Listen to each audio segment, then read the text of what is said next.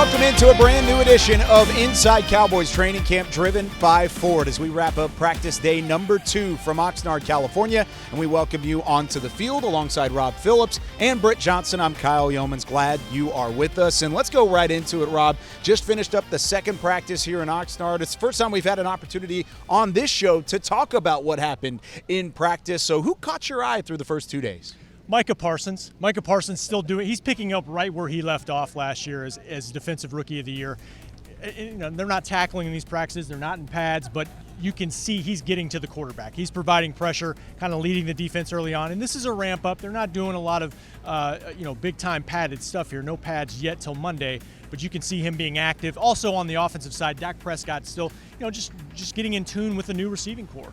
Guys were banged up, including CeeDee Lamb during the offseason, so he's still working through that, and they're getting their legs underneath. Well, let's stay with that offense. How has this left guard situation begun for the Dallas Cowboys? Well, it's kind of a continuation, Britt, of what we saw in the offseason. It's a rotation with first-round draft pick Tyler Smith and Connor McGovern, who got some starts last year, and it's a competition. That's how they view it. But I wonder, as time goes on, they would like Tyler Smith to win a job and be involved there. They love his strength. They love his power inside. And you think about what he could do if he wins that job, maybe getting the running game back on track, getting a little more size and strength inside to move people at the line of scrimmage. So that's definitely a spot to watch. We've talked a little bit offense, defense, but what unit has stood out to you the most so far in this training camp? Well, I mentioned Micah, so I've got to go with the defense. I think, and usually that's how it starts early on. The defense is always kind of ahead of the offense a little bit.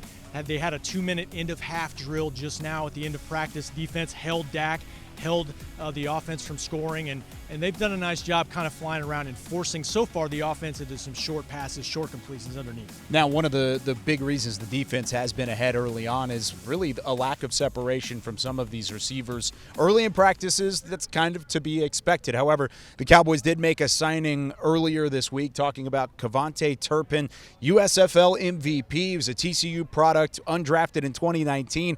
I mean, an all-world returner during his time in the Big 12, was first-team All-Big 12 in terms of special teams. What does he bring from a weapon standpoint for this offense and even for Coach Jones or Coach Bones Fossil in terms of what he could do on special teams? Yeah, this kind of felt like a splash signing for so early in camp, and he doesn't have NFL experience, but you said it. I mean, he's a wide receiver, led the league in receiving, USFL this past year, also had a punt return for a touchdown. That can help the Cowboys in both regards, because if CeeDee Lamb's the number one receiver, may take that punt returns off of him, they need somebody to step in and do that. And he is a very explosive young player. And Mike McCarthy likened it a little bit, his skill set, to what Tony Pollard can do, a guy in space that can make a lot of things happen with his speed and shiftiness. A lot of people will ask this question, just so real quickly. Why didn't he go drafted? Why was he on the open market? Well, there's a couple things. There were some off-the-field issues that he spoke about just now. That's something that he's worked through, got behind him. But also, he is a smaller player. He's 5'9". That's something, obviously, they look at in the draft process. But you can't teach speed and explosiveness, and he certainly has that. He has Weighs both about of those. $150, soaking wet. Yeah, no big deal. 5'9", about 150 pounds is what he's listed at. Going to be interesting to see how he will translate into the offense and, of course, on special teams. Special thanks to Rob Phillips for joining us here in this opening segment. When we come back, Jourdan Lewis sits down with Britt Johnson and even talks about a jersey number change and how he could replicate a career year in 2021 and this year. Inside Cowboys Training Camp, presented by Ford, is brought to you by AT&T, official sponsor of the Dallas Cowboys. Sleep Number, and by Ford F-Series, the best-selling truck in Texas. Go Cowboys!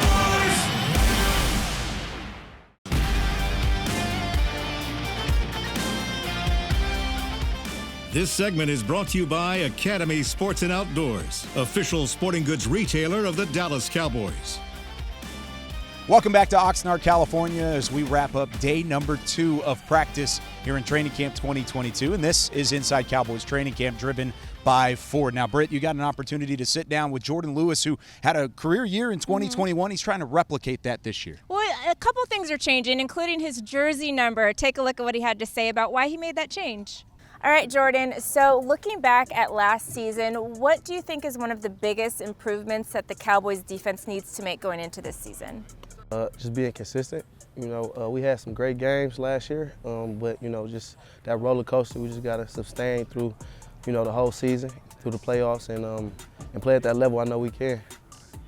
What is one of your biggest goals going into this season? Because you guys kind of had a pick battle last year. There's a lot of things going on. What is a personal goal for you this upcoming season? Having a career year, and one that's that stands out amongst the best in the league. So just doing that and understanding that I can be one of the best in the league, and hoping to take that jump in our second year in the defense. So, tell me about what wearing number 2 means for you this season. Why did you decide to switch your number? It was my my last year Little League. I wore number 2, and for my Little League, number 2 was legends wore number 2. So I got number 2 my last year playing, and we won our last A-team championship with our owner and head coach.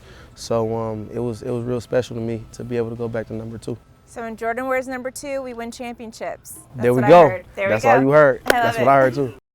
Well, I mean, that's go. high expectations set by Jourdan Lewis himself. Confidence. If the jersey number means something, that's something. Right. Real quickly, do you think he can replicate a year like he had I think he in will have 2021? a better year than he did in 2022. He's confident, I'm confident, and I guess number 2 is a game changer. So It is a game changer. So has Trevon Diggs been a game changer throughout the last 2 seasons of his career. We hear about Trevon Diggs and his new goal. What has he got in store for 2022 in an encore season right after this when we come back on Inside Cowboys Training Camp. This segment was brought to you by Academy Sports and Outdoors, official sporting goods retailer of the Dallas Cowboys.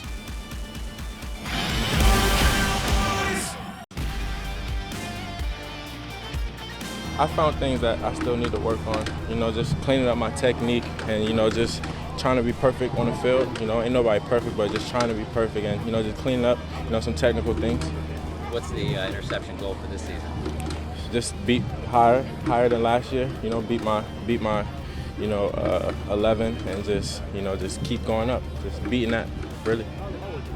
Trevon Diggs brought to you by Sleep Number as we wrap things up here on Inside Cowboys Training Camp, driven by Ford. Britt Johnson, I'm Kyle Yeomans, and he talked about it there. He has a goal to up his career best and franchise best 11 interceptions this season. Can he do it?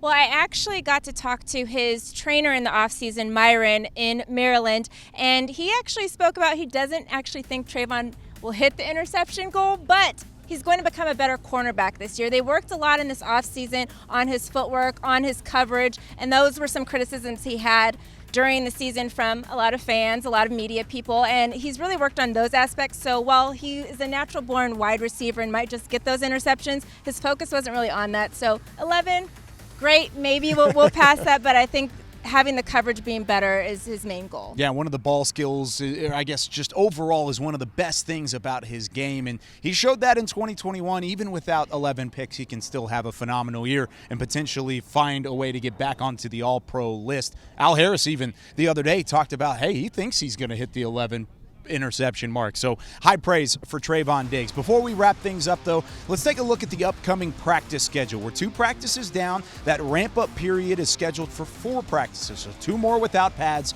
Then we get into padded work here in Oxnard, California, and that's where things really start to hit the ground running. And then, of course, the travel to Denver coming up next week as the Cowboys will take on the Denver Broncos at Mile High Stadium coming up on August 13th. So plenty more action to come here from Oxnard, California. We're just getting started here with Inside Cowboys Training Camp, driven by Ford, but that's going to do it for us for this edition. Remember, you can find everything you need about Cowboys Training Camp online at DallasCowboys.com and the Cowboys Now app. For Britt Johnson, I'm Kyle Yeomans. Again, we'll see you tomorrow with more Inside Cowboys Training Camp, driven by Ford.